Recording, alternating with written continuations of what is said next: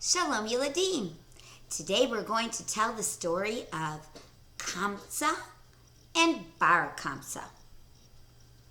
Once upon a time, a long time ago, there was a very, very rich man.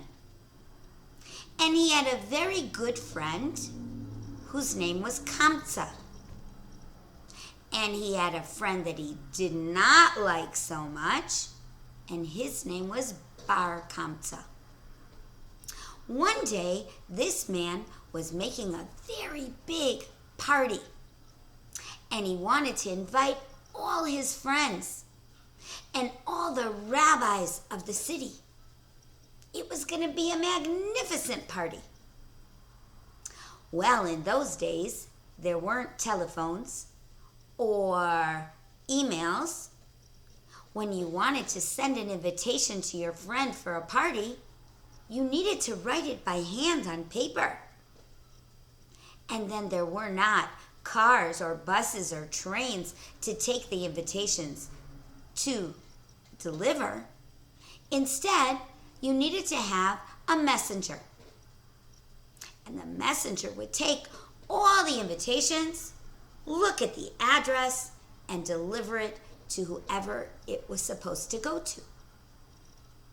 Well, the very rich man wrote out all his invitations to all his friends.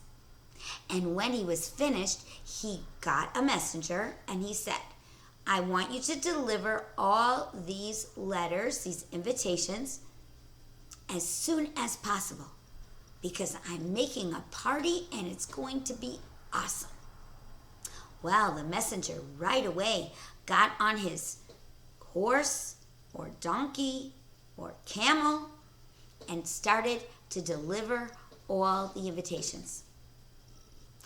Well, one of the invitations that he picked up, he did not look at the name properly.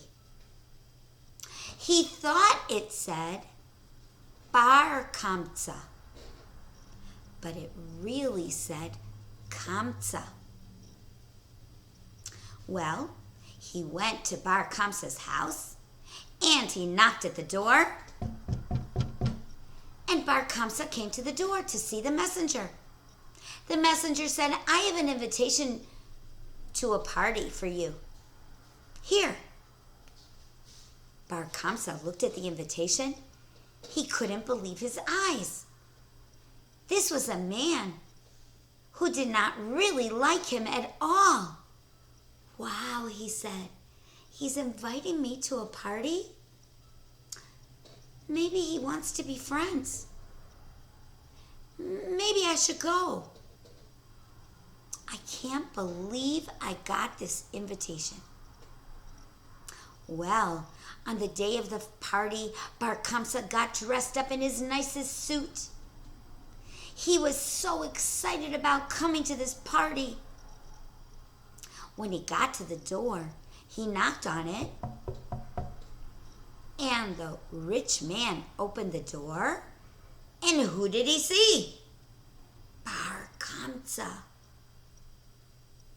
What are you doing here at my party? You are not invited.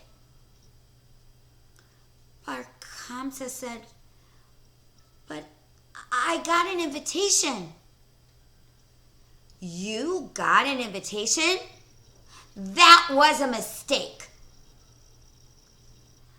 Bar Kamtza looked around at all the people and said, look, I know you don't want me at your party, but how about if I pay for half the party? That's a lot of money. I'll pay for half the money, half the party, and you'll let me stay. I won't bother you. I'll sit on the side. Just let me stay. The rich man said, no, I want you to leave. Bar Kamtza said, okay, I'll pay for the whole party. Lots of money. Just let me stay. But the rich man said no. And not one of the people in the room came to his defense. Not one of them came up to the rich man and said, let him in. Let him stay. How do you think the man felt when he left the rich man's house? He was first so embarrassed. And because he was so embarrassed, he became so angry. And because he became angry, he did something terrible. He said, those people, that whole room, no one helped me. I am going to go to the Roman emperor, and I'm going to tell him that the Yidden don't like him. The Yidden don't respect him. I'll show those Yidden now. None of them are my friends. And so he went to the emperor and he said, Mr. Emperor, I gotta tell you some very important news. The Jewish people, they may say they respect you. They may say they like you. But if you bring a korban to their Beit HaMikdash, I'm telling you right now, they will not accept your present. The Roman emperor was very taken aback. Whoa, are you sure? Bar Kamtza said, let's try. Pick any animal that you want. Has to be kosher, of course. And let's take it to the Beit HaMikdash. Let's bring it to the Kohen and see what happens. Well, the emperor chose a kosher animal, and together with Bar Kamtza, they went to the Beit HaMikdash. But on the way, without the emperor seeing, Bar Kamtza made a little tiny cut. Just a tiny one. Didn't hurt the animal. On the animal's eye. And no one saw this. Why did he do that?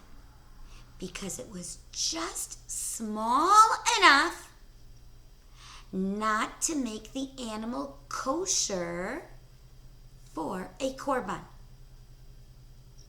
If the emperor would have brought a kosher animal without any cuts, without any broken bones, without any bruises or sickness, of course he could bring it as a korban to Hashem in the Beit HaMikdash. There were many that brought korbanot to Hashem. But because Bar Kamtza secretly made a little cut, when they got to the Beit HaMikdash, the Kohen inspected and looked at the animal really carefully. Every part of the animal he checked. And when he saw the little cut on the animal's face, the Kohen said to the emperor, I'm really sorry, but this animal cannot be brought as a korban on the Mizbeach. And the emperor was angry. The emperor saw that Bar Kamtza was right. The Jewish people don't respect him. And because of that anger, he gathered all his troops and he started to make a war on the Jewish people. And it ended up with our special Beit HaMikdash being broken and burnt. What a story, Yiladim. The reason why we don't have a Beit HaMikdash today is all because we cannot get along. If we would have done tshuva already, if we would be careful with the feelings of our friends, we would have a Beit HaMikdash today. But since we don't have a Beit HaMikdash today, we know that we have work to do. We need to be kinder, nicer, with more patience to our friends and everyone around us. Our abbas and imas have to work on their friendships and their kindness and their patience and being careful with other people's feelings. And us, Yiladim, all the Yiladim and Yiladot. And if we work on this midah of kindness to our friends during this month of Tammuz, then maybe in the month of Av, Hashem will bring us our third Beit HaMikdash. How special would that be?